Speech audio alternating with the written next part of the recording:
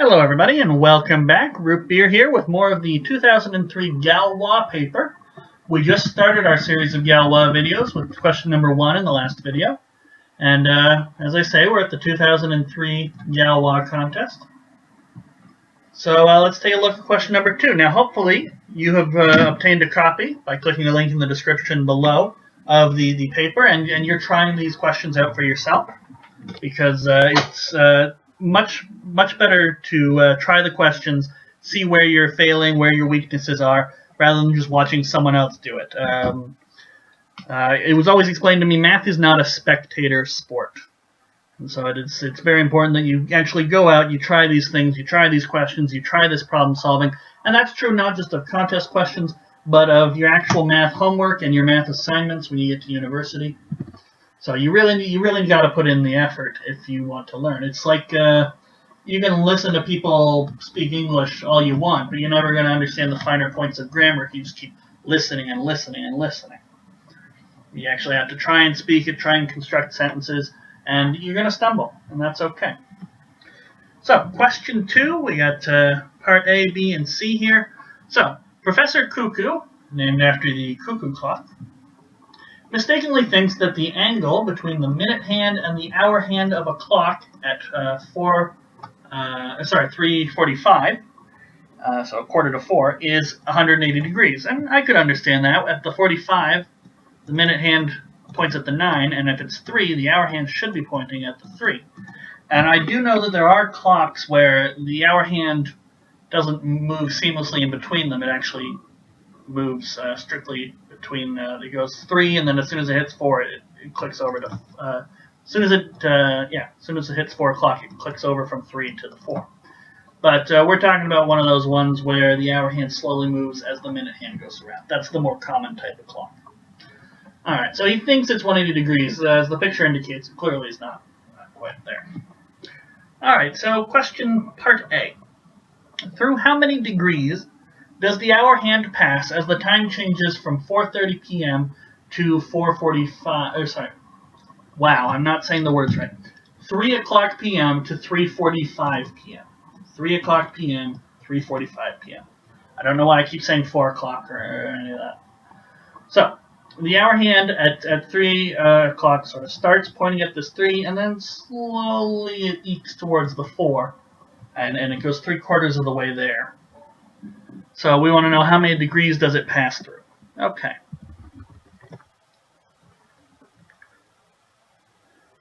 So we could draw ourselves a little picture of a clock. We'll have a 12, here's a 3, here's a 6, so we can put the 4 and the 5 in here.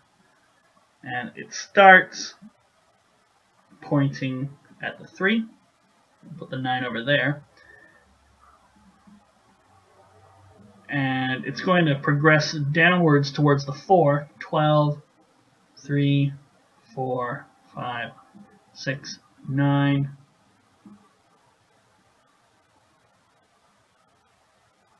Okay, and it's going to come down just a little bit. Okay.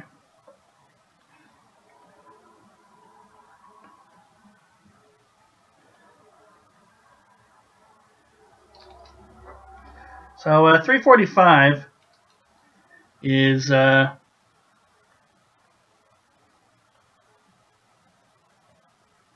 45 minutes into the hour.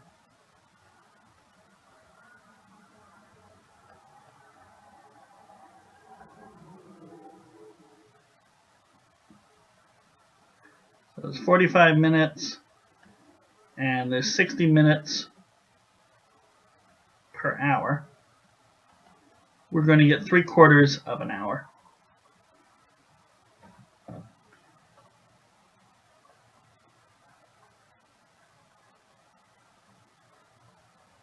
Okay. So we're 3/4 of the way done through the hour.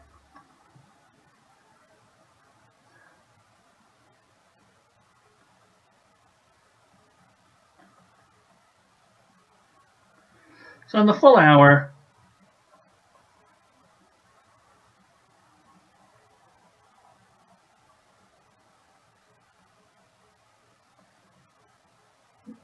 the hour hand will actually go from 3 till 4.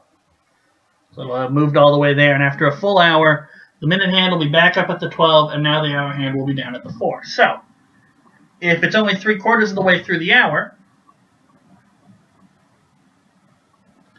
so at 3:45,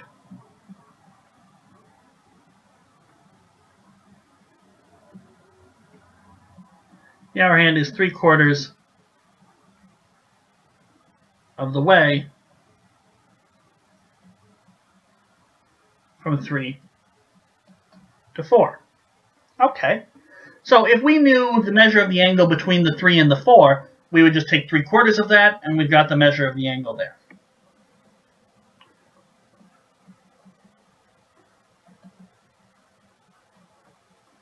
And it's 360 degrees in the whole circle.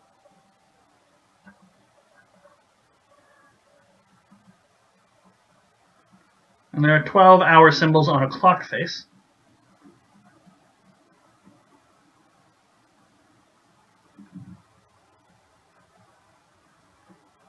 So the angle between the 3 and the 4, because they're consecutive,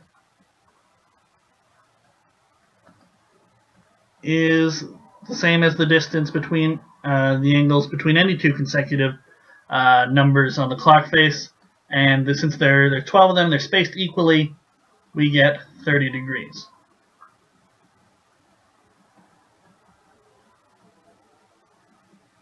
So the hour hand has moved 3/4 of 30 degrees, and that's 90 over 4. And if we put that in our calculator, we should get 22.5 degrees. Okay. So that is our answer to A part. So what does B have to say? All right. Show that the professor is wrong by determining the exact angle between the hands of the clock at 3:45. Okay, this will likely use our previous information. We would have 180 degrees if the hand stretched from 9 to 3, but the hour hand is off of 3 by 3/4 of an hour. So by exactly the angle we just determined. Okay?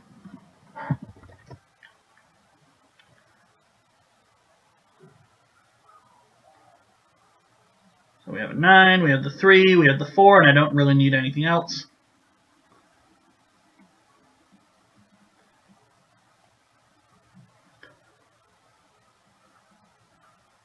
So 3 and 9 are opposite.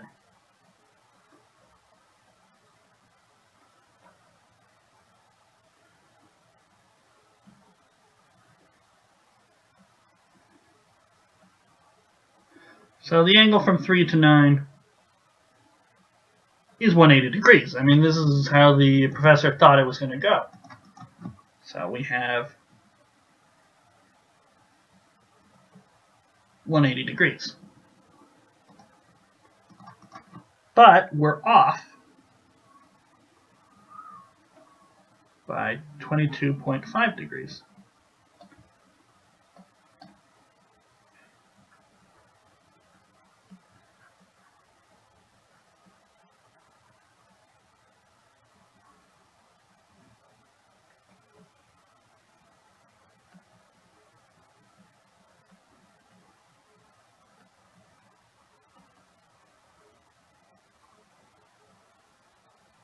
And we learned this in part A. So 22.5 degrees.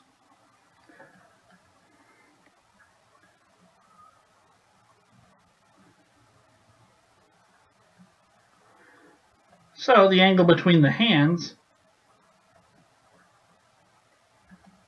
is 180 degrees, what it should be between the 9 and the 3, minus the distance that the hour hand has moved. Okay? And this should be 157, I think, 0.5. Oh, we'll double check. Yes, 157.5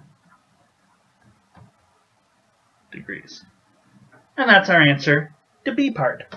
Okay, very quick application of what we learned in part A. All right, question C. At what time between 3 and 4 will the angle between the hands be 180 degrees. Okay. That's a good question. How are we going to figure this out? Well, we know they're not 180 degrees now.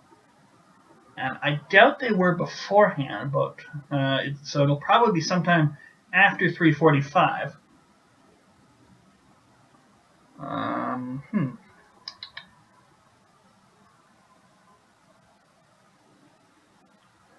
All right, well, the best thing to do would probably figure out at what rate the angle in between these two guys is changing. So every minute, the minute hand is moving 1/60th around the circle, so by 6 degrees. And every minute, how much is the hour hand moving?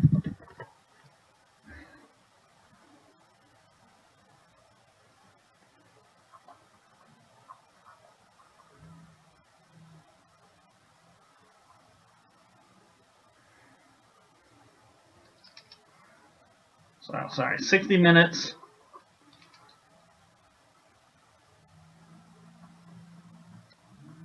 on a clock face is 360 degrees, and 60 minutes, so 6 degrees per minute. Each minute, the minute hand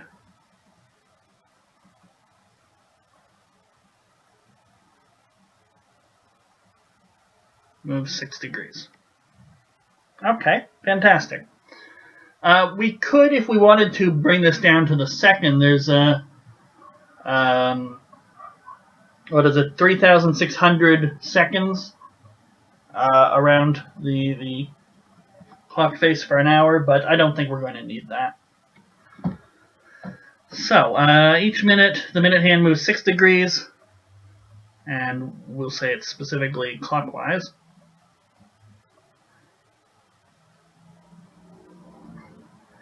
Each minute,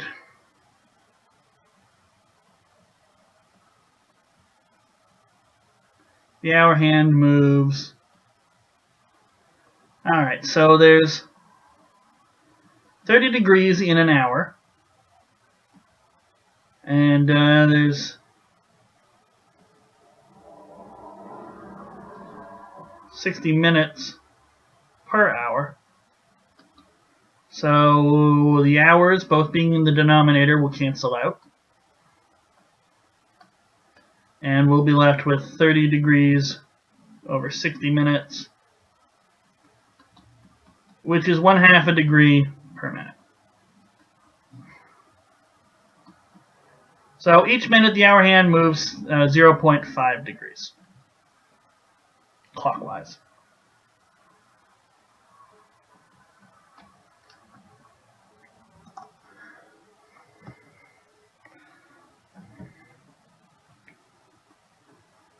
So what does this tell us? Well, combined, at what rate are the angles between them increasing or decreasing?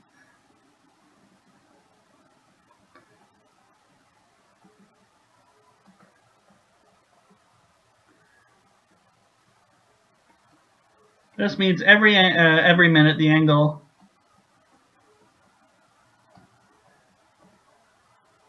between the hands increases by 6 minus 0.5, 5.5 degrees. So the difference at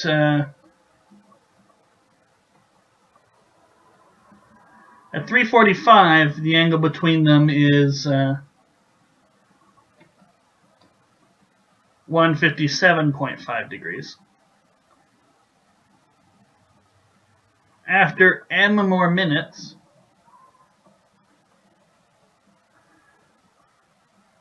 the angle is 157.5 degrees plus m times the 5.5 degrees each minute. And if it turns out m is positive or becomes negative or something, then we'll just know we need to add on to the 45 or go back from the 45. Okay. So if I have 180 degrees and that is equal to 157.5 degrees plus m times 5.5 degrees, then I know that 22.5 degrees equals 5.5 degrees times m. And so rearranging that, we get m is 22.5 degrees over 5.5 degrees. And that is 45.5 over 11.5. So 45 over 11 minutes. Okay. So 45 elevenths of a minute after 3:45.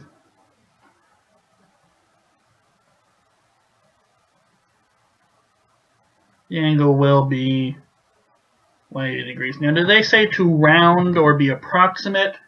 No, they just say at what time. Okay. So 45 over 11, let's get our calculator out. So 45 over 11, well, that's just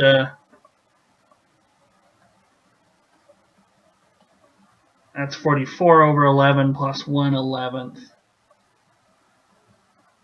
4 plus 1/11. So at 3:40, we have to add on 4, so 9.